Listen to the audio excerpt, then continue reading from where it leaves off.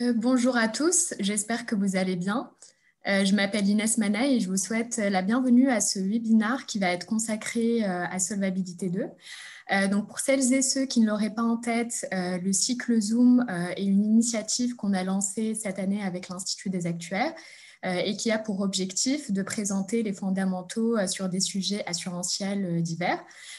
Et donc, on a fait 2 événements jusqu'à présent. Le premier concernait la communication extra-financière et le deuxième, le risque cyber. Donc, si jamais vous pouvez être intéressé par les sujets, n'hésitez pas à les revoir en rediffusion sur la chaîne YouTube de l'Institut des actuaires. Et donc, aujourd'hui, ça va être consacré à Solvabilité 2. 2 informations importantes. Donc, la première, c'est comme le nom du Zoom l'indique, il y aura une présentation des fondamentaux. On ne pourra malheureusement pas rentrer dans tous les détails. Donc, il y a eu une simplification au niveau de la présentation au vu des contraintes de timing. Et la deuxième, c'est que cette présentation concernera Solvabilité 2 donc actuellement et non pas la revue S2. Pour celles et ceux qui seraient intéressés par les détails de la revue S2, il y a une conférence qui est prévue avec l'ACPR et l'Institut des actuaires qui se fera le 30 novembre. Voilà, et donc pareil, donc dans l'esprit du Zoom, si jamais vous avez des questions, n'hésitez pas à les préciser au niveau du chat tout au long de la conférence et on essaiera d'y répondre dans la mesure du possible.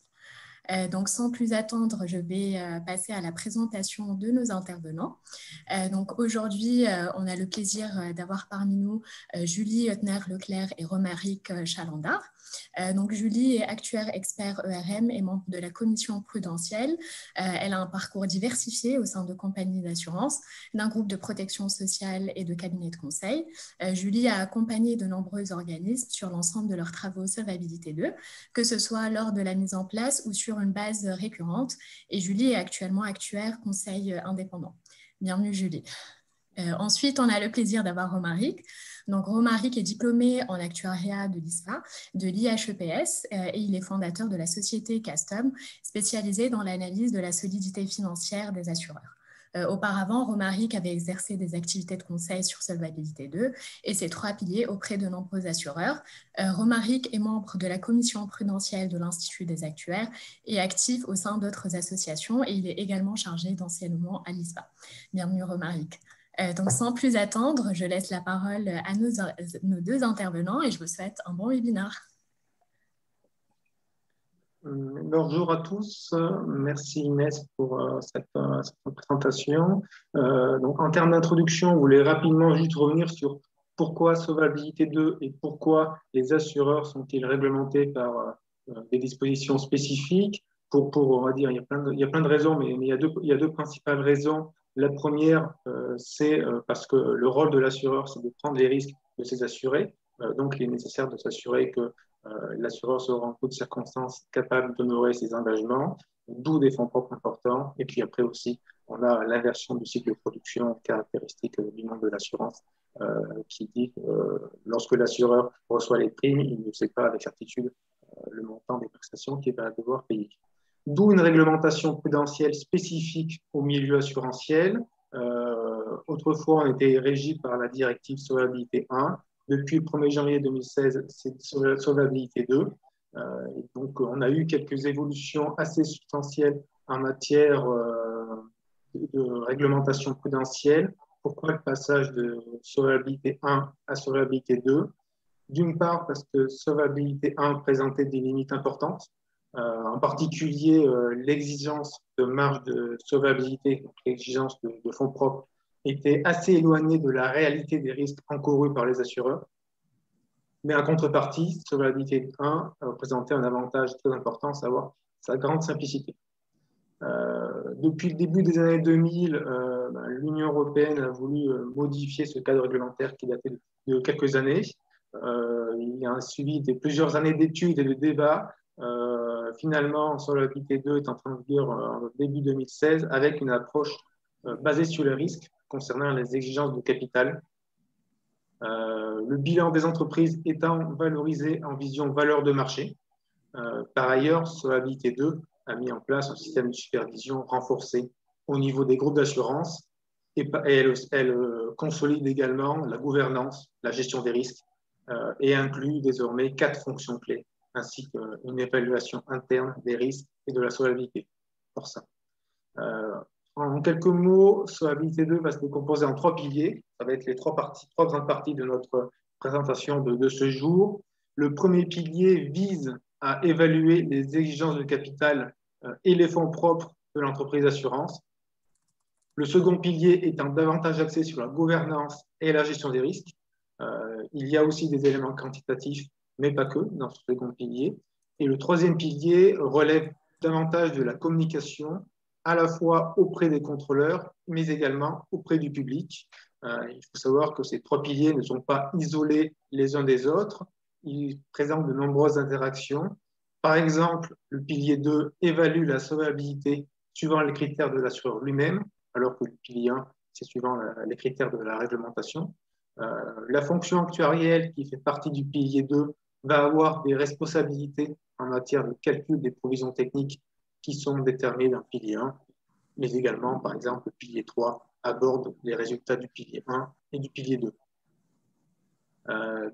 Solvabilité 2 est régie par de nombreux textes dont les principaux sont des directives, principalement Solvabilité 2, des règlements délégués aussi et des règlements d'exécution. Et par ailleurs, la CPR publie des notices et des instructions auprès du marché.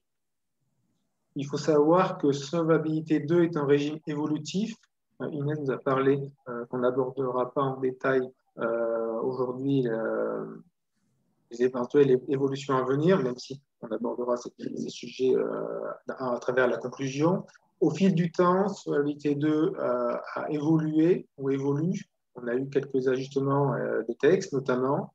On a eu dès le début 2 révisions structurantes qui ont été marquées dans le marbre, à savoir celle intervenue en 2018 et celle prévue pour 2020, qui, in fine, en fait, se déroule encore sur 2021, notamment en cause de la crise du Covid. Il faut savoir que la première revue menée en 2018 est d'ores et déjà effective.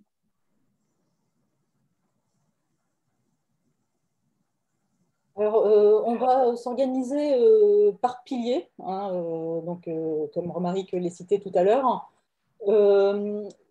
Alors, surtout, on va s'arrêter au bout du pilier 1 pour que vous posiez des questions. Donc, c'est assez dense. C'est pas forcément tout à fait juste parce que on est en temps limité, donc on essaye d'extraire la principale substance, mais voilà, vous ne nous en voudrez pas si c'est pas tout à fait juste, c'est pas de la responsabilité de l'Institut des actuaires. Alors, l'objectif du pilier 1, c'est de s'assurer que l'entité a suffisamment de fonds propres pour couvrir la value at risk à 99,5% à horizon 1 an, soit couvrir la pire des pertes qui peut être constatée en 1 an dans les 99,5% des cas les plus favorables. Alors, on va aborder plusieurs grandes notions dans la suite du pilier 1. Donc, les fonds propres en vision économique, qui vont être déterminés par le calcul de la différence entre les actifs et passifs en vision économique, en vision S2. On parle aussi de vision S2. Leur détermination va nécessiter d'élaborer un bilan prudentiel en vision économique. Ces fonds propres vont devoir couvrir les exigences de fonds propres, le SCR et le MCR. Le SCR, c'est le capital de solvabilité requis. Il représente le niveau de fonds propres dont l'organisme a besoin pour absorber ce fameux choc qui arrive une fois tous les 200 ans, avec une vision des risques qui est fixée par le régulateur. La non-couverture du SCR entraîne une vigilance spécifique du régulateur, donc de la CPR.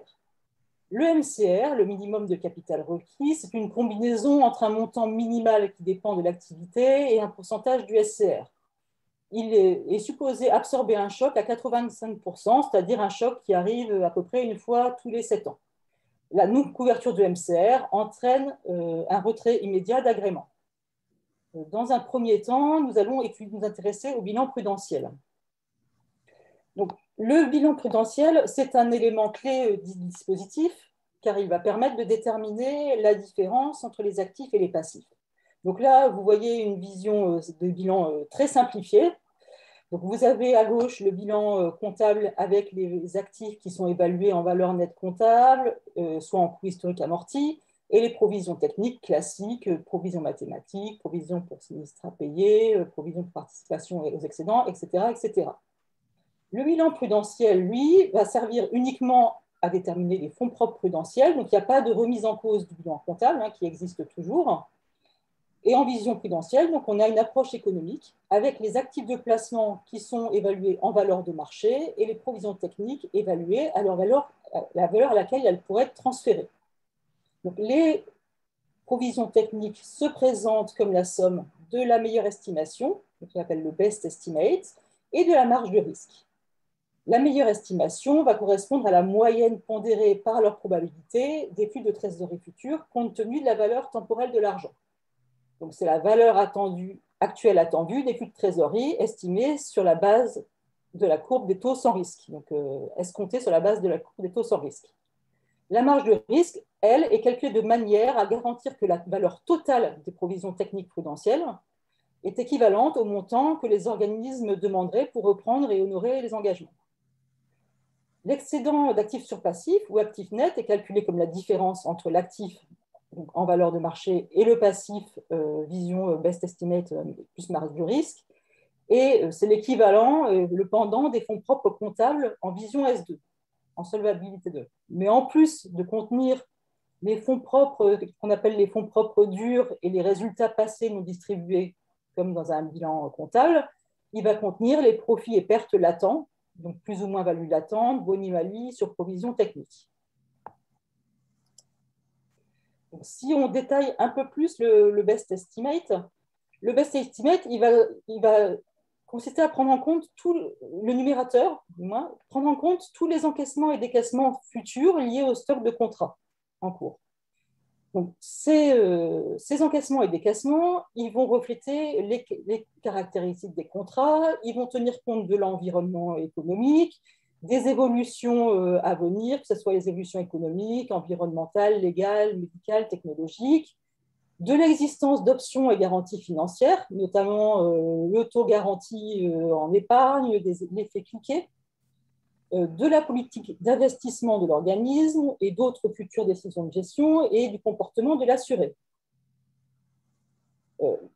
Les flux liés aux primes futures, donc là on a mis primes sous condition, ils seront projetés dans le best estimate dans la mesure où les primes respectent les critères et conditions liés à la frontière des contrats.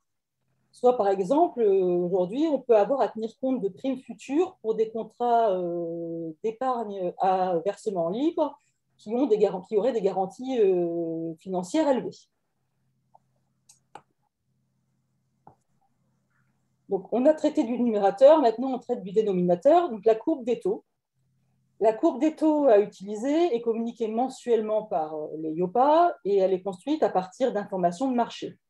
Au-delà de 20 ans, elle est extrapolée en utilisant un taux à terme ultime qui s'appelle l'UFR, Ultimate Forward Rate. Cet Ultimate Forward Rate représente les anticipations de long terme. Donc, il est mis à jour annuellement et il ne peut pas baisser de plus de 15 points de base d'une année sur l'autre. Donc, ce que vous voyez là sur la courbe, c'est que la courbe des taux, elle converge in fine vers un taux cible. En plus de cette courbe des taux, les organismes ont la possibilité de faire usage d'un ajustement pour volatilité, ce qu'on appelle le Volatility Adjustment, ou en abrégé VA, afin de réduire la volatilité de leur bilan en lien avec le spread des actifs obligataires. Donc, le Volatility Adjustment, il s'agit d'un mécanisme contracyclique qui permet de rehausser la courbe des taux sans risque d'un spread de liquidité. Donc, en cas de hausse des spreads et donc de baisse des marchés obligataires, le Volatility Adjustment va compenser partiellement l'effet de ces variations en augmentant le taux d'actualisation des provisions techniques.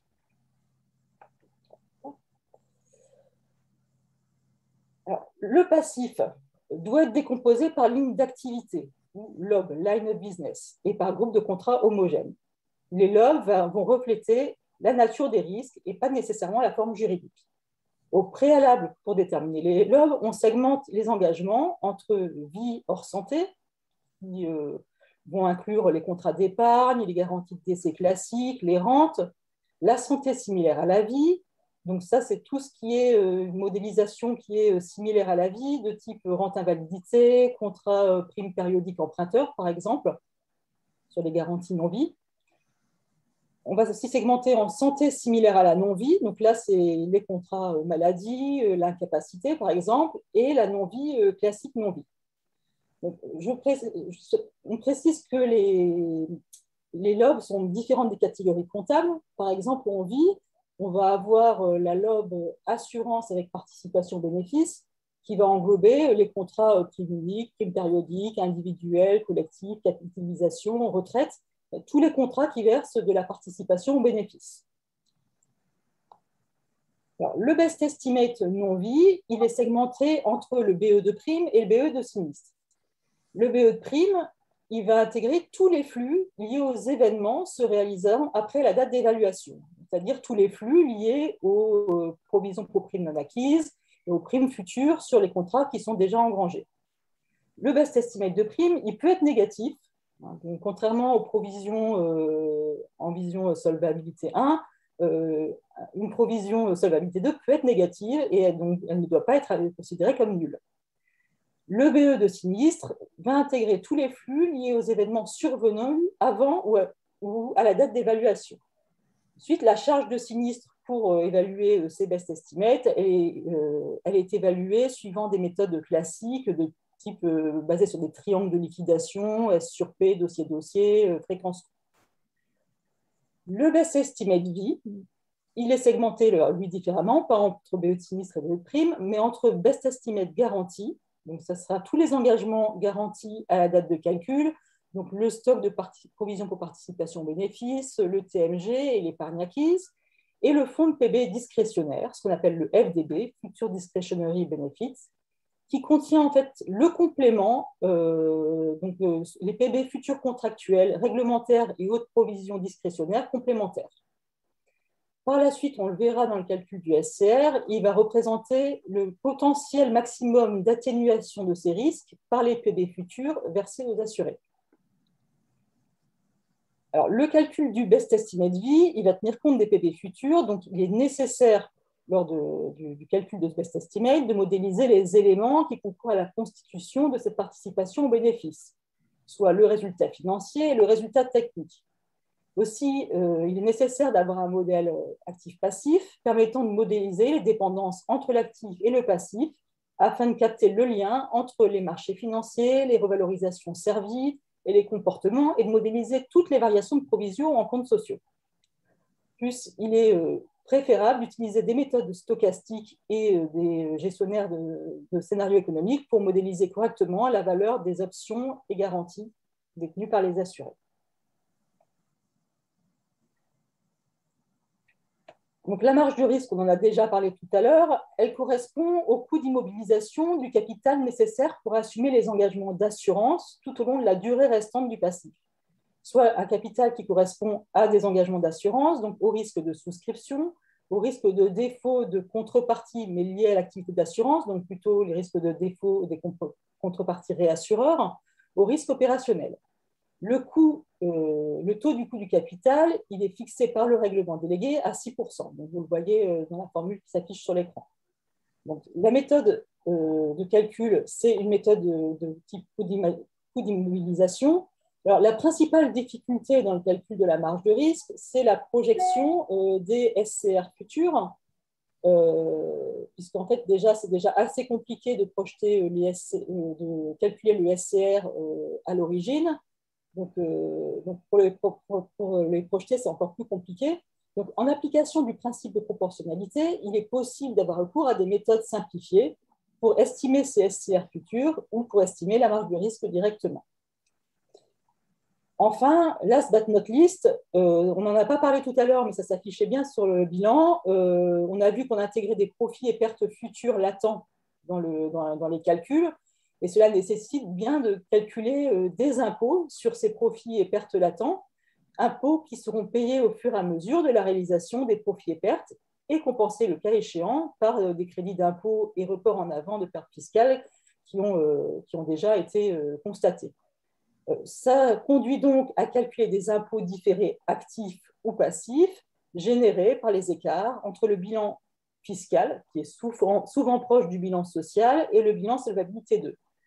Donc, les impôts différés passifs, eux, sont toujours comptabilisés puisque c'est une dette envers l'État. Par contre, pour les impôts différés actifs, où on a une créance d'impôt, il est nécessaire de justifier la recouvrabilité de ces impôts par des résultats bénéficiaires liés aux affaires nouvelles futures.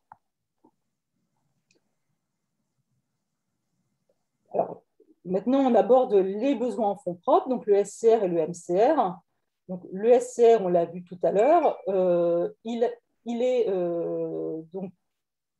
peut être déterminé soit via une formule standard, donc c'est une conception qui est standard, donc tout le monde a le même, soit toutes les entités ont le même calibrage pour les mêmes risques, ont les mêmes matrices de corrélation et ont les mêmes modules. Donc ça, c'est le plus simple à mettre en œuvre. C'est destiné à des portefeuilles de risques qui sont plutôt classiques et diversifiés. Par contre, ça ne permet pas toujours de bien prendre en compte les outils de réduction des risques. Après, certaines entités peuvent utiliser, si elles jugent que c'est plus approprié par rapport à leur profil de risque, elles peuvent utiliser un modèle interne ou un modèle interne partiel en utilisant des données et méthodes qui sont propres à l'organisme pour les risques concernés. Par contre, ça nécessite un investissement important de l'ensemble de l'entreprise et implication de l'équipe dirigeante et une charge importante de mise en place et de suivi, mais ça permet de mieux prendre en compte le profil de risque de l'organisme. Alors, le MCR, je ne vais pas détailler, sachant que c'est une formule qui est assez simple, qui va dépendre de grandeur, type les provisions techniques, le chiffre d'affaires et autres, en sachant qu'il est soumis à des planchers, des montants planchers en fonction de l'activité. Donc, si c'est non-vie, c'est 2,5 millions, vie, c'est 3,7 et la somme des deux pour les entreprises mixtes.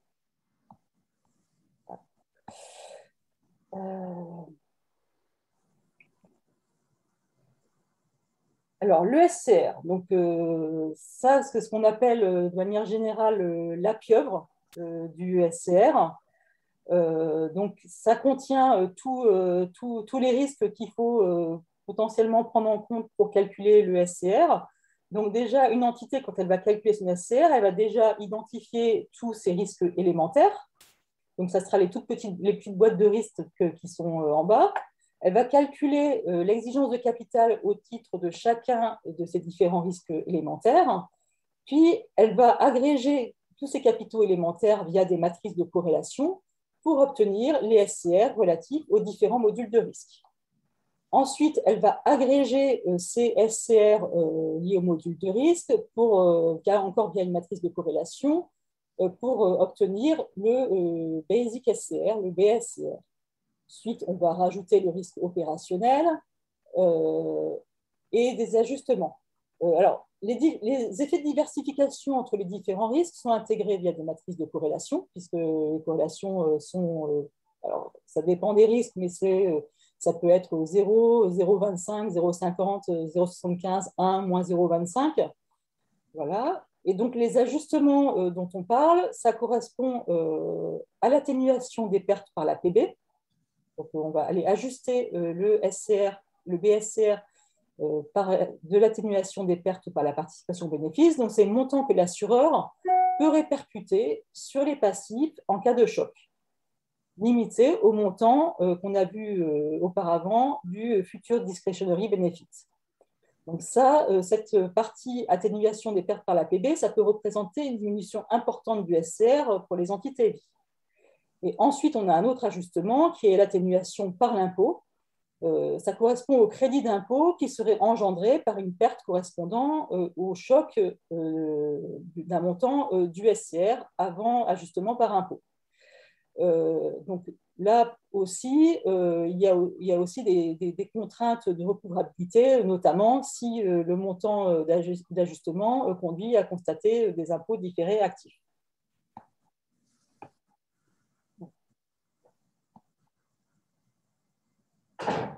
Donc, le SCR, les exigences de capital vont être au titre de chaque sous-module de risque, donc le module élémentaire. Elles sont calculées en appliquant un choc instantané aux actifs et aux passifs, alors on peut avoir deux approches. L'approche par scénario, donc c'est là où vous voyez le schéma de cette approche sur l'écran. C'est ce qu'on utilise par exemple pour le choc taux et les chocs souscription vie. Donc, pour l'approche par scénario, la valeur de marché des actifs et les best estimates sont le point de départ du calcul. Donc, c'est très important qu'ils soient fiables et que les risques sous-jacents soient bien identifiés. Donc, l'approche par scénario, qu'est-ce qu'on va faire? On va calculer l'actif net avant choc, c'est-à-dire celui du bilan central qu'on a vu tout à l'heure. On va appliquer un choc aux actifs et ou aux passifs. On va recalculer ce même actif net et la différence entre les deux actifs nets va donner le SCR élémentaire. Ensuite, on a une autre approche qui est l'approche par facteur, donc pour laquelle on applique une formule fermée. Donc, c'est ce qu'on va appliquer pour calculer le SCR prime et réserve en non-vie ou en santé et pour le SCR opérationnel. Donc là, on vous a mis les détails des sous-modules risque de marché. Donc, dans la fameuse pieuvre, c'était ce qui était à gauche, le marché.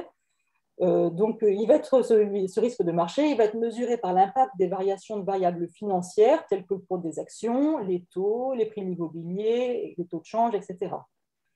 Donc, il y a donc nécessité de capter les risques et expositions en lien avec les actifs sous-jacents, d'où l'importance de bien transpariser les différents actifs, notamment quand on a des fonds, pour pouvoir voir la part qui est action, la part obligataire et la part qui est soumise à chacun des chocs.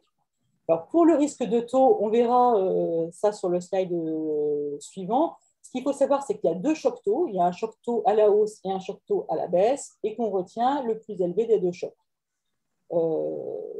Ensuite, pour le risque spread, juste à noter que les titres souverains et les titres de banque centrale ne sont pas choqués dans le cadre de la formule standard. Donc là, vous avez une illustration du choc taux au 30 juin 2021. Alors, c'est vrai que je ne l'avais pas précisé avant. Donc, il y a le choc taux à la hausse et le choc taux à la baisse. Et alors, ce qu'on constate aujourd'hui, c'est que dans l'univers des taux négatifs, en fait, le choc taux à la baisse, il est nul. Voilà. Donc, ça, c'est ce que la formule standard vue à aujourd'hui. C'est-à-dire qu'il n'y a pas de choc taux tant que le taux central est négatif.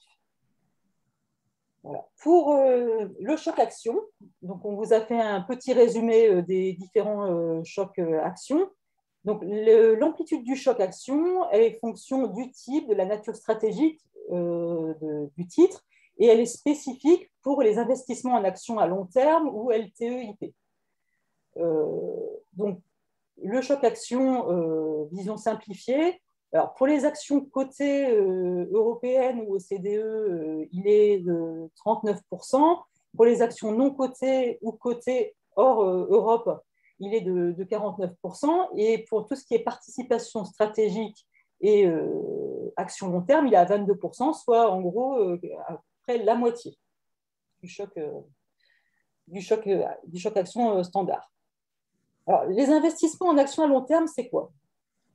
Ça date de la dernière revue du règlement délégué qui a eu lieu en 2019.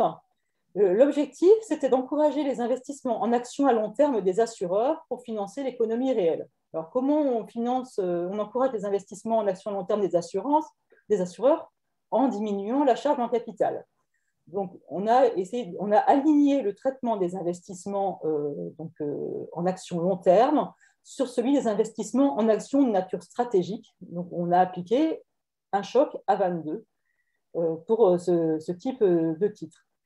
Par contre, cette possibilité d'appliquer un choc à 22 est assez contraignant en termes de conditions, notamment nécessite une durée de détention moyenne supérieure à 5 ans et interdiction de vente à 5 ans. Aussi, cet aménagement n'est pas aujourd'hui tellement utilisé. Donc, on a vu le bilan et la détermination de l'actif net et le calcul du SCR. L'actif net fait partie intégrante des fonds propres et est disponible pour couvrir les besoins en capital, donc le SCR et le MCR. Il constitue un élément essentiel des fonds propres. Donc, les fonds propres vont être classés selon 3 niveaux avec une qualité décroissante. Les fonds propres tiers 1 correspondent aux fonds propres de meilleure qualité. Par exemple, les fonds propres durs, donc ceux du bilan comptable, sont du tiers 1. Les fonds propres tiers 3 sont ceux de la moins bonne qualité. Les impôts différés actifs seront du tiers 3. Donc, en fonction de leur classement, les fonds propres sont admissibles ou non à la couverture du SCR et MCR. Donc, vous voyez là sur le slide les limites d'admissibilité. Alors, le tiers 1, il est admissible à 100% pour couvrir SCR et MCR. Par contre, le tiers 3, on voit qu'il est exclu de la couverture du MCR et il ne peut pas représenter plus que 15% du SCR. Donc, un point complémentaire sur le traitement de la PPB depuis l'arrêté de 2019. Donc, depuis l'arrêté du 24 décembre 2019 relatif aux fonds excédentaires, la PPB, donc la rémunération acquise aux assurés et différée, peut être reprise par l'assureur dans des conditions exceptionnelles et après autorisation de la CPR. Aussi, une partie de celle-ci pourra être intégrée dans les fonds propres tiers 1 sous forme de fonds excédentaires. Donc, ça a été fait, les assureurs l'ont fait depuis le 31 décembre 2019, ce qui a permis d'améliorer substantiellement le taux de couverture du SCR dans le contexte actuel de taux bas. Donc voilà, cette partie sur le pilier 1. Donc si vous avez des questions, histoire de faire une petite pause. Oui, il y a quelques questions, effectivement. Merci, Julie. On peut en prendre deux, compte tenu des contraintes de temps. Donc, la première, peut-être, c'est une question qui s'intéresse aux actions de long terme et qui demande si il existe des acteurs, des assureurs sur le marché français qui utilisent les actions long terme. Moi, j'ai pas de... Là, à ce stade, j'ai pas de réponse sur le sujet. Je sais que c'était assez peu utilisé. Je suis pas sûre que ça soit utilisé. Alors de connaissances, donc j'en connais, mais qui ne sont pas majoritaires, qui utilisent les LTI et effectivement principalement en lien avec les contraintes citées par Julie. En revanche, ce qu'il faut avoir en tête, c'est qu'actuellement, le sujet des LTI et notamment les conditions de leur éligibilité sont encore en cours de réflexion, notamment au niveau de la Commission européenne qui devrait se prononcer prochainement sur ce sujet. Donc, au niveau de la revue, c'est un des objets de la revue. Hein. Exactement, voilà, c'est ça. Donc, avec un relâchement, justement, des conditions. Tout à fait, c'est ça, donc à suivre. Et ensuite, peut-être une deuxième question sur le calcul du SCR par sous-module. Est-ce que ça nécessite une allocation des placements en valeur de marché par sous-module? Et si oui, sur quelle base opère-t-on cette allocation? En fait, ça ne nécessite pas une allocation des placements en valeur de marché par sous-module. C'est-à-dire que, par exemple, pour les chocs actions, on va aller choquer que les portefeuilles qui sont exposés au risque action. Donc, Tout à fait. Mais peut-être la question, enfin, je ne sais pas, enfin, la personne qui a posé cette question, peut-être elle s'interroge sur l'allocation d'actifs de l'entité. Et si jamais c'est le cas, alors oui, chaque entité définit sa propre allocation d'actifs. Et en fonction de son allocation, du coup, elle va prendre la part qui lui est propre en action, la part qui lui est propre sur le choc de spread, etc., etc. Oui, en fait, c'est pour ça que je soulignais l'importance de transpariser les actifs. C'est-à-dire qu'il faut vraiment déterminer les actifs qui sont exposés à chacun des chocs. Tout à fait, tout à fait. Bon, je pense qu'on peut passer au pilier 2, si ça vous va. Et n'hésitez pas, si jamais vous avez d'autres questions complémentaires, à les indiquer. Et si jamais on n'a pas assez le temps pour y répondre, à les envoyer directement à l'Institut des actuaires. Merci Inès, merci Julie. Donc là, on va passer au pilier 2 qui du coup est plus, on va dire, le cœur du réacteur et s'intègre plus dans la vie de l'entreprise. L'idée est d'aller au-delà des règles quantitatives du pilier 1 et de mettre en place un système de gouvernance et de gestion des risques efficace afin d'assurer la pérennité de l'entreprise.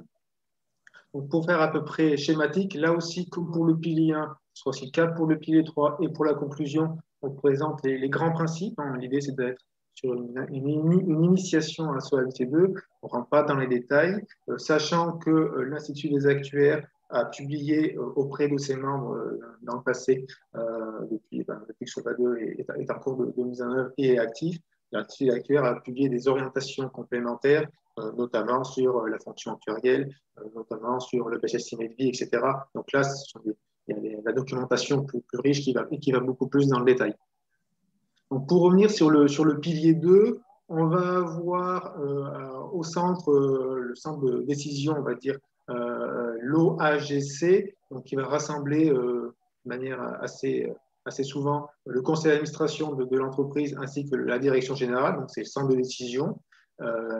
Derrière, on va avoir tout un fonctionnement de l'entreprise qui va être régi par des politiques écrites, donc qui va permettre de déterminer les rôles et les responsabilités de chacun, qui va mettre comment s'organise la vie de l'entreprise en matière de responsabilité sur papier.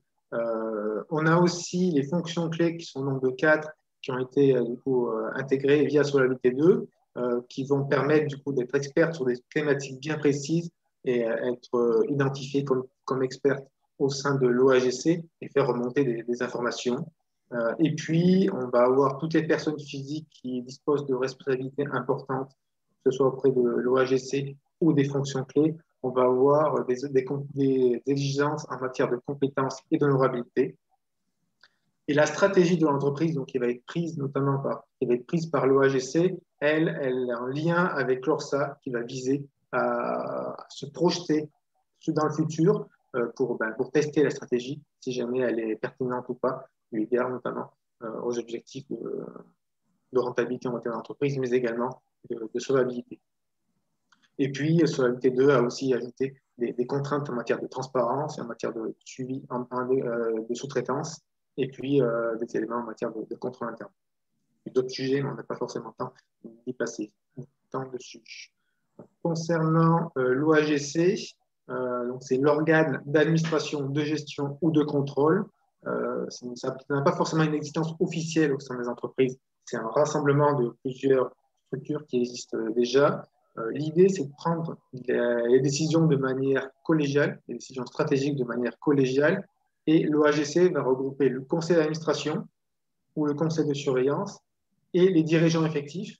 Les dirigeants effectifs, ça peut être la directeur ou directrice générale, directrice générale délégué, directrice générale adjoint, secrétaire général, puis éventuellement président du conseil d'administration dans les spécificités de chaque entreprise d'assurance. Donc, ce sont au moins 2 personnes qui vont diriger l'entreprise. L'idée est de prendre les décisions structurantes avec au moins 4 lieux, donc 2 paires d'yeux, et à la fois administrateurs et dirigeants effectifs sont soumis à des exigences d'honorabilité, notamment via leur casier judiciaire qui peut être vierge, et puis aussi des exigences de compétences individuelles pour les dirigeants effectifs et compétences collectives pour le conseil d'administration. Alors ensuite, Solvabilité 2 impose une formalisation de nombreuses politiques écrites qui permettent de mettre sur papier les règles de fonctionnement de l'entreprise, notamment les rôles et responsabilités. On va avoir des politiques écrites qui vont être rédigées à propos de la gestion des risques, avec des sous-parties sur la souscription, sur le provisionnement, sur la réassurance, etc. Mais aussi, on va avoir des politiques écrites sur des sujets transverses tels que la rémunération, tels que la conformité, le contrôle interne, mais également des politiques écrites sur l'audit interne, l'externalisation, la gestion du capital, etc. Et l'ORSA également. Ces politiques écrites doivent être en fait réexaminées au moins une fois par an, mais dès qu'il y a un changement significatif dans l'entreprise, elles doivent être mises à jour. Et puis après, elles vont aussi aborder les fonctions clés. Et dans ce cadre-là, les fonctions clés doivent aussi être nécessairement au courant de ces politiques écrites. À propos des fonctions clés, on a dit qu'il y en a 4. La fonction actuarielle, la fonction d'audit interne, la fonction de gestion des risques, la fonction de vérification de la conformité. Là, ce sont 4 personnes physiques qui sont salariées de l'entreprise en règle générale, qui vont avoir des exigences en matière d'honorabilité et de compétences. Notamment, elles vont être notifiées auprès de la CPR, ces personnes physiques-là. Elles vont avoir un accès avec l'OAGC, un lien avec les dirigeants. Notamment, elles vont rapporter à l'OAGC. Et puis aussi, elles vont avoir l'obligation de remonter rapidement tout problème majeur. Ce sont des personnes qui doivent disposer d'un rang suffisant pour avoir accès aux informations qui les concernent sur leur thématique d'expertise, mais également doivent disposer de ressources adéquates pour mener à bien leur mission.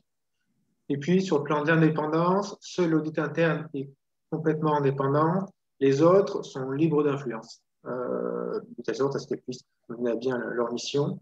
On regardera dans le détail un peu plus tard les missions spécifiques de la fonction actuarielle et de la fonction de gestion des risques.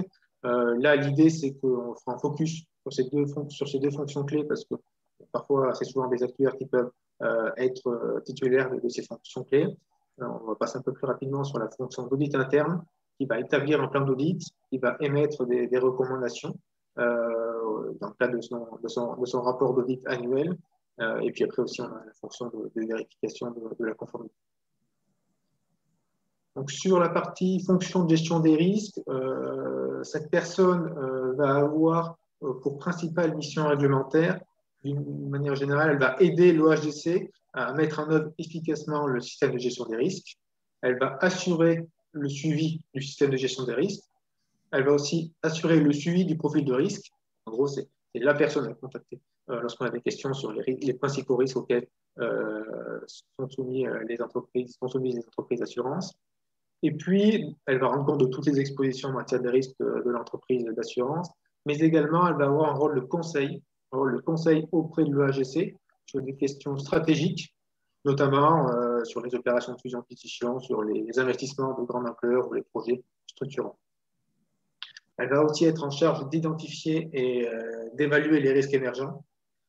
Et puis, étant donné que la frontière sur le plan des missions entre fonction de gestion des risques et fonction actuarielle peut être un peu pas trop perméable parce que ces deux fonctions clés ont des sujets en commun. Ben, la fonction de gestion des risques doit coopérer étroitement avec la fonction actuarielle et puis on verra vice-versa. Concernant la fonction actuarielle a 5 grandes thématiques d'activité. La première qui va porter sur les provisions techniques. Donc, Julie, vous avez présenté les différentes méthodes, les grands principes de calcul des provisions techniques, sachant qu'il y a certaines libertés méthodologiques derrière pour que ça soit adéquat par rapport à la réalité de la vie d'entreprise. Donc, la fonction actuarielle va garantir le caractère approprié des méthodologies, des modèles et des hypothèses utilisées pour calculer les provisions techniques. Une provision technique, comme Julie l'a dit, c'est un best estimate, donc c'est une espérance, c'est une moyenne. On va avoir de l'incertitude autour, soit elle va être trop importante, soit pas assez importante par rapport à la réalité.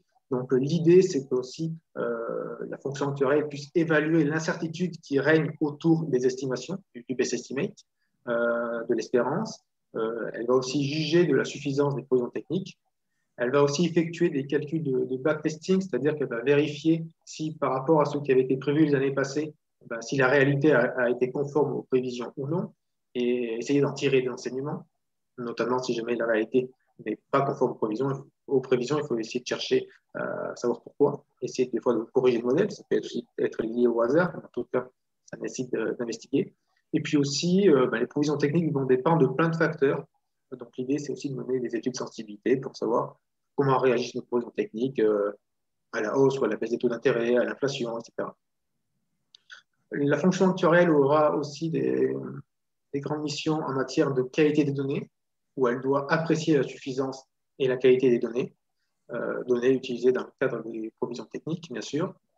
La fonction actuarielle a aussi une position plus globale en matière de souscription et en matière de réassurance, là où elle doit donner son avis sur les politiques de l'entreprise. Puis elle doit contribuer au système de gestion des risques, donc on revoit le lien avec la fonction de gestion des risques. Et la fonction actuarielle, comme la fonction d'audit interne, doit rédiger un rapport annuel. Et l'idée du rapport annuel, c'est qu'il soit soumis à l'OAGC, qui présente tous les travaux réalisés par la fonction actuarielle durant l'année, en indiquant clairement toutes les défaillances et les recommandations pour remédier à ces défaillances.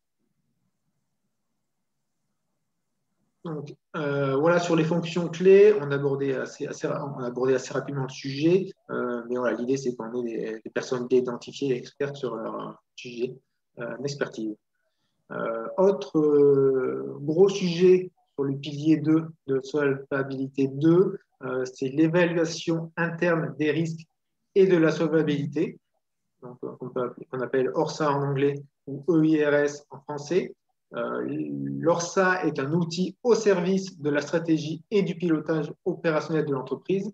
L'ORSA fait l'objet d'un rapport communiqué à la CPR, mais l'ORSA n'est pas fait pour la CPR. L'ORSA est fait pour l'entreprise elle-même, pour accompagner ses prises de décision stratégiques et son pilotage.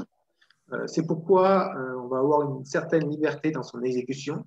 Il va y avoir 3 grandes évaluations, 3 grands principes à respecter, mais après, il y a quand même pas mal de liberté. Et puis, on peut voir aussi, au sein des différentes entreprises d'assurance, chacun a un peu sa vision de l'ORSA. Le tout étant, c'est que l'ORSA profite à l'entreprise, on va dire, et à sa stratégie.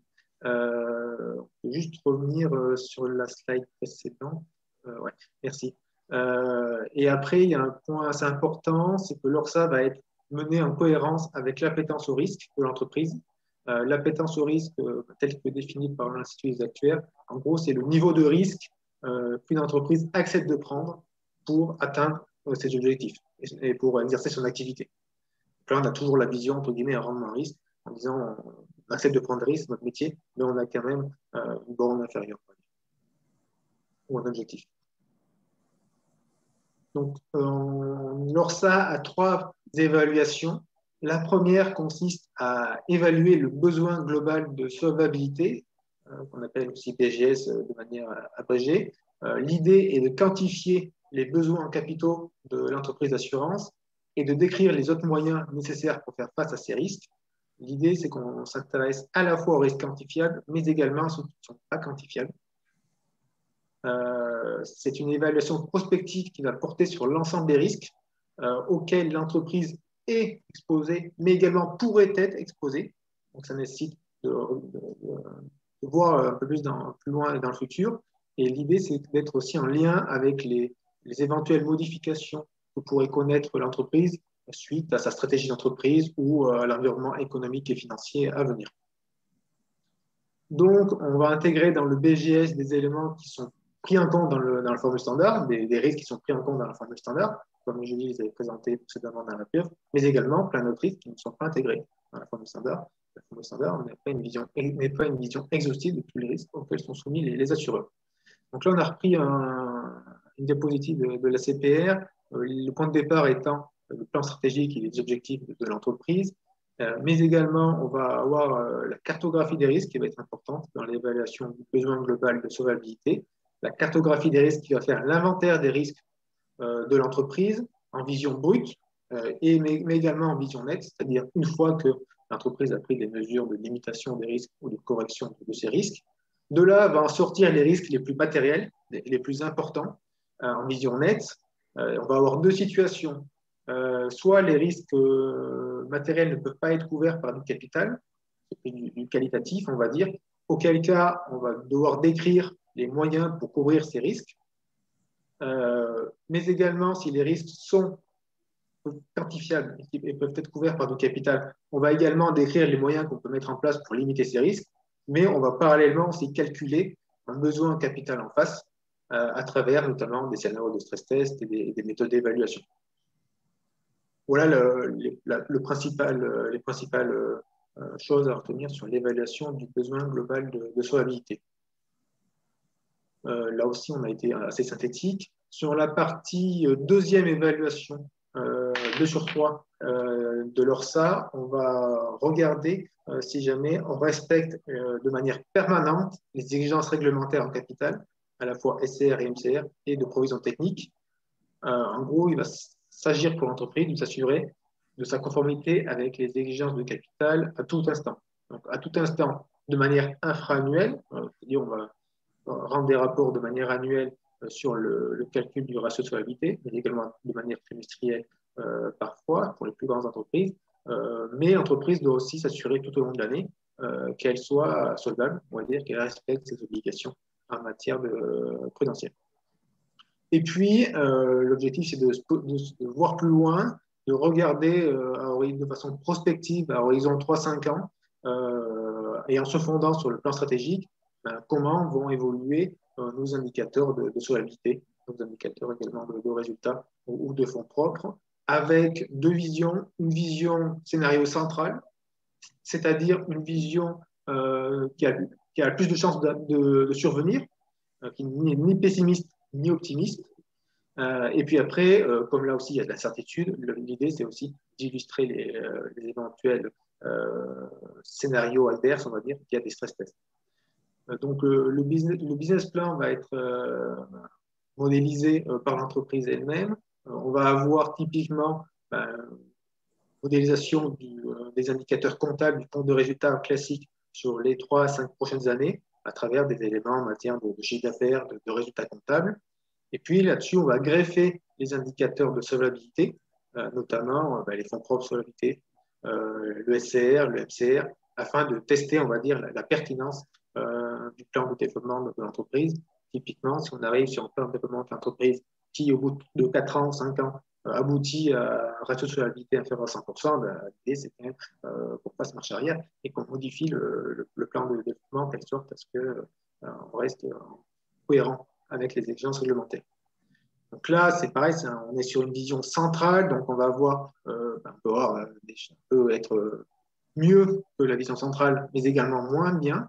Bon, si on est mieux pour la vision centrale, c'est parfait, mais dans leur sens, on a une vision risque, donc du coup, on va écarter ces scénarios, on va dire, on ne va pas faire un zoom sur ces scénarios en tout cas, on va plutôt faire un zoom sur les scénarios les plus défavorables, c'est-à-dire des scénarios de crise importante.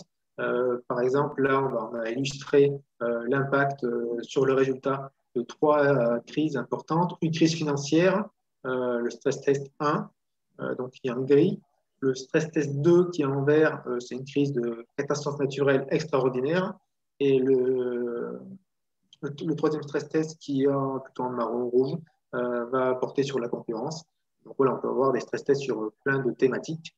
L'idée étant de retenir les stress tests les plus pertinents pour l'entreprise et des stress tests qui engendrent des conséquences quand même néfastes, très dommageables pour l'entreprise, pour voir comment va rester l'entreprise, d'un point de vue du résultat, mais également d'un point de vue du ratio de solvabilité.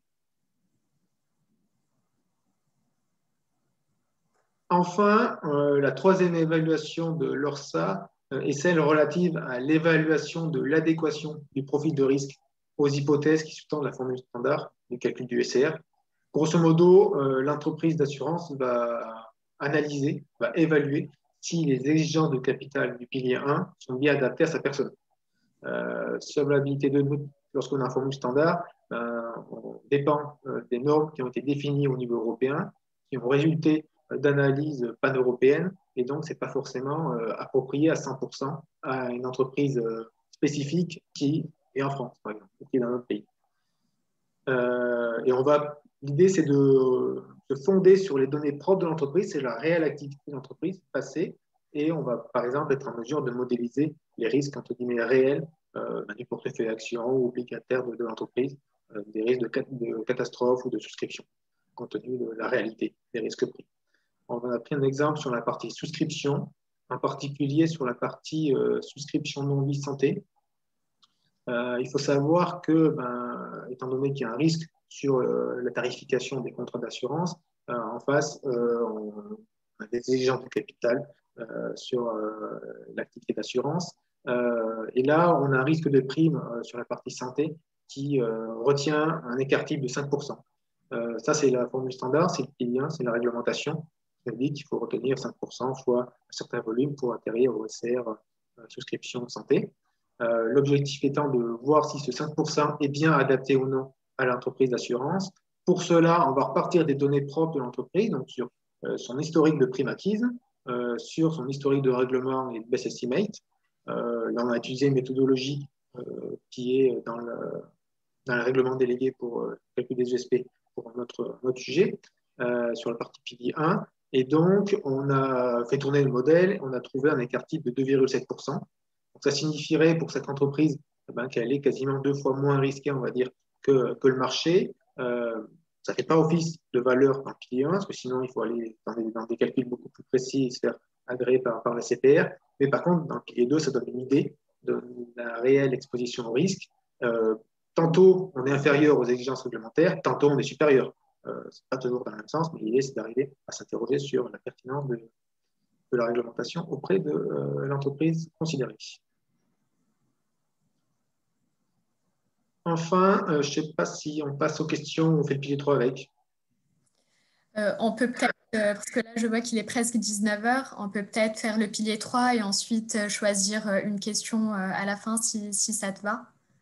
Très bien. Le pilier 3 va être assez bref, comme le temps passe. Le pilier 3 aborde la transparence auprès des autorités de contrôle, mais également la transparence auprès du public. Il va y avoir notamment 2 rapports annuels principaux. Le premier auprès de la CPR, nommé RSR, qui va être accompagné aussi d'états quantitatifs, donc des tableaux Excel, on va dire, qui vont être fournis à fréquence annuelle, mais également trimestrielle. Et auprès du public, on va avoir un second rapport, le SFCR, le rapport sur la solvabilité et la situation financière, qui va aussi être accompagné de certains tableaux en annexe. Ces 2 rapports vont avoir une même structure, on verra par la suite, mais ils ne vont pas avoir le même contenu, sachant que le RSR est davantage détaillé, en présentant notamment des éléments confidentiels qui ne peuvent pas forcément être publics, et donc le RSR à destination de l'autorité de contrôle, donc plus fin. On va illustrer la partie transparence à travers un exemple réel de SFCR, donc d'une société belge, Etias SA.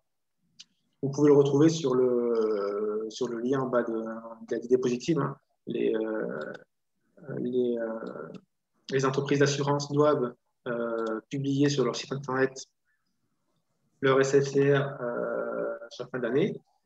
Donc là, je pense que vous voyez désormais le rapport SFCR de Etias SA, donc une compagnie d'assurance belge. Et donc ça, il fait 79 pages, celui-là. Bon, on peut avoir un nombre de pages plus ou moins important suivant les acteurs. Il est assez bien, ce rapport est assez bien normé. On va avoir une synthèse avec après, ensuite une partie sur tout ce qui est relatif à l'activité et au résultat de l'entreprise, puis une autre partie sur le système de gouvernance, ensuite une autre partie sur le profil de risque, puis sur la valorisation à des fins de solvabilité, donc comment on a établi le bilan, enfin sur la gestion du capital, et puis on aura des annexes, des tableaux Excel. Faire simple. La synthèse est très importante, notamment pour le public non initié, où on va présenter les principaux chiffres, par exemple le résultat de l'année, par exemple le ratio de solvabilité. Ensuite, sur la partie activité-résultat, on va avoir pas mal d'informations, notamment en lien avec le résultat d'assurance. Par exemple, là, on dit que le résultat des activités non-vie est de 167 millions d'euros. Pareil pour les activités vie, on a le résultat des activités vie de 81 millions d'euros, et puis le résultat des investissements sur la partie plus financière. Après, on va avoir une description du système de gouvernance. Bon, là, on a les photos des membres du board, mais ce n'est pas forcément toujours le cas. En tout cas, on explique comment est intégrée la gouvernance dans l'entreprise. Ensuite, on va avoir une partie sur le profil de risque. Donc, on va notamment retrouver des éléments sur l'exposition de l'entreprise d'assurance à certains risques. Par exemple, ici, sur le risque de souscription. Alors, on peut avoir aussi, mais ce n'est pas forcément obligatoire, des éléments en matière de sensibilité au risque de souscription. Par exemple, là, on va nous dire, le best estimate va évoluer suivant des éventuelles modifications de la mortalité, de l'espérance de vie, etc. Ça peut être important pour arriver à imaginer la sensibilité autour des provisions. On va avoir des éléments en matière d'exposition au risque de marché aussi. On a aussi plus loin sensibilité au risque de marché qui est présentée. Typiquement, on nous dit que si l'immobilier perd 15%, le ratio de solvabilité va diminuer de 4,6%. Ça peut être des éléments intéressants pour analyser les assureurs. Puis on aborde aussi le risque de crédit, le risque opérationnel, etc. Puis, on va aborder comment on a valorisé le bilan, le pilier 1. Donc, la première partie sera sur la valorisation des actifs. Donc voilà, on a la valorisation de l'ensemble des actifs. Puis, on va aborder la valorisation du passif, notamment des provisions techniques, des détails et des chiffres là-dessus. Et enfin, on va obtenir la partie plus gestion du capital. Gestion du capital où on va faire apparaître les fonds propres éligibles, puis le SCR et donc le ratio de couverture du SCR. Donc là, on retrouve le ratio de couverture du SCR. Voilà. Après, ouais, plus bas, on a des annexes et des chiffres détaillés sur le bilan, sur le compte de résultat, etc. Voilà sur la partie pilier 3. Si on a des questions, on peut peut-être les prendre. Oui, donc il est 19h03, je pense qu'il faut prendre une question. Malheureusement, on n'aura pas le temps d'en prendre plus. Peut-être une qui s'interroge sur comment est-ce que la fonction actuarielle pourrait contribuer aux travaux de la gestion des risques. Alors là-dessus, il y a plusieurs possibilités, notamment sur tout ce qui est relatif au risque de provisionnement, par exemple, au risque de souscription. C'est dans le scope, on va dire, des missions réglementaires de la fonction actuarielle. Donc, dans ce cadre-là, elle peut collaborer avec la gestion des risques pour aussi transmettre des informations. Et puis après, sur tout ce qui est plus aussi structuration, on va dire, des calculs de solvabilité. Parfois, la fonction actuarielle a une casquette plus technique, plus mathématique, et la gestion des risques, des fois, parfois un peu moins, ça dépend. Des fois aussi, du côté de l'actuariat, on peut faire des calculs de SCR, chose du coup, ça nécessite d'échanger avec la gestion des risques. Super, très bien, merci beaucoup. Merci beaucoup Julie et Romaric pour cette présentation. Merci à tous d'avoir participé à ce webinaire. Il reste la conclusion.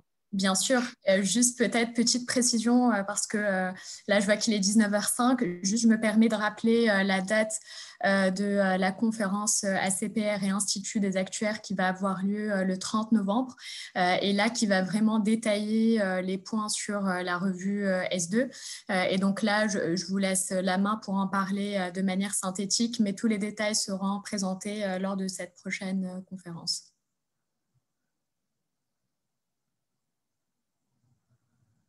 Du coup, je vous laisse la main, Julie et Romaric, pour les points sur la révision. Oui. Donc, on va essayer d'aller vite. La revue 2020 était prévue par la directive dès l'origine. Compte tenu du contexte persistant de taux bas, voire négatifs, cette revue s'impose notamment sur le choc taux. L'EIOPA a publié en décembre 2020 un avis à destination de la Commission européenne en fait, on attend demain une position de la Commission européenne. Donc ça, ce que je vous dis aujourd'hui, si ça tombe, ça sera plus valable demain. Donc,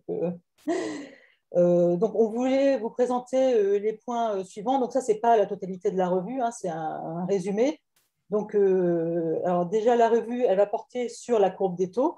Donc, ce qu'on a vu tout à l'heure, c'est qu'aujourd'hui, on est extrapolé vers l'UFR, sans utilisation de données de marché au-delà de 20 ans. La revue, elle propose d'utiliser des données de marché postérieures à 20 ans via l'utilisation d'un Last Liquid Forward Rate déterminé à partir de données de marché antérieures et postérieures à 20 ans. Ceci va conduire à une baisse, une diminution des taux long terme et donc à une augmentation des provisions. Alors, le Volatility Adjustment, aujourd'hui, toutes les entités qui utilisent le Volatility Adjustment utilisent le même Volatility Adjustment dans la mesure où elles ont la même devise. La revue propose de déterminer le Volatility Adjustment sur la base des spécificités de chacun, notamment liquidité du portefeuille et ses mismatchs actifs-passifs.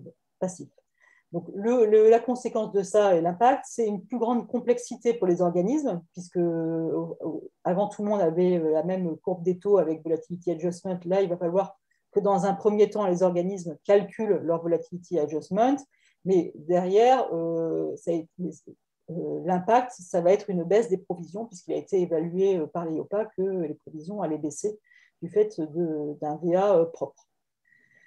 La marge de risque, on a vu qu'elle était déterminée en utilisant une méthode coût du capital avec un taux de 6%. L'idée aujourd'hui, c'est d'appliquer un facteur de 0,975 exponentiel décroissant en fonction du temps au SCR afin de tenir compte du fait que s'il y a un choc une année, les chocs des années suivantes seront réduits. Donc là, on va aussi avoir une baisse de la marge de risque et donc une baisse des provisions techniques. Pour tout ce qui est action long terme, il est prévu un assouplissement du critère de détention de 5 ans. Ça sera maintenant une intention de détention en moyenne de 5 ans et aussi des engagements, des critères complémentaires de diversification des actions. Pour le choc taux, l'idée, c'est de pouvoir générer des taux choqués donc à la baisse inférieurs à la courbe des taux en cas de taux négatif, donc via l'application d'un choc relatif plus un choc additif. Donc, vous verrez ça dans le slide suivant au 30 juin. Cette disposition va avoir un impact important sur la solvabilité des assureurs. Et l'idée, déjà, c'était aussi de lisser cet impact sur une période de 5 ans. Donc là, vous voyez la courbe des taux avec donc choqué donc avant revue et après revue. Donc, on voit bien la courbe en orange à la baisse. Là, donc, par exemple, pour l'échéance 1 an, elle passe à moins 1,25. Alors, l'effet de ce nouveau choc a été évalué par l'EIOPA au 30 juin 2020, donc effet post-Covid.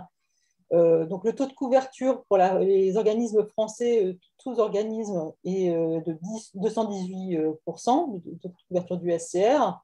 Il va tomber après revue à 191%, alors, en intégrant la revue du choc taux. Par contre, si on exclut le choc taux, on est à 214%. Donc, l'objectif de la revue qui était de raisonner à ISO taux de couverture hors risque de taux est à peu près tenu. Donc, au niveau des prochaines étapes, donc demain, la Commission va donner sa position sur la revue S2. Les prochaines étapes seront des négociations et trilogues entre le Parlement, le Conseil, la Commission, avant d'arriver à un accord avec une mise en application en 2025, voire 2026. Donc, juste pour vous rappeler que l'Institut des actuaires est actif et produit un certain nombre de réponses aux différentes consultations de l'EIOPA. En complément des exigences réglementaires S2, il produit des orientations afin d'accompagner les membres dans les travaux S2. Donc, si vous souhaitez joindre les différents groupes de travail ou commissions, n'hésitez pas à nous contacter. Voilà. Merci beaucoup encore une fois, Julie et Romaric, pour cette présentation. Et je vous souhaite à toutes et à tous une très bonne soirée. Merci, au revoir. Merci à tous, bonne soirée, au revoir. Merci, au revoir.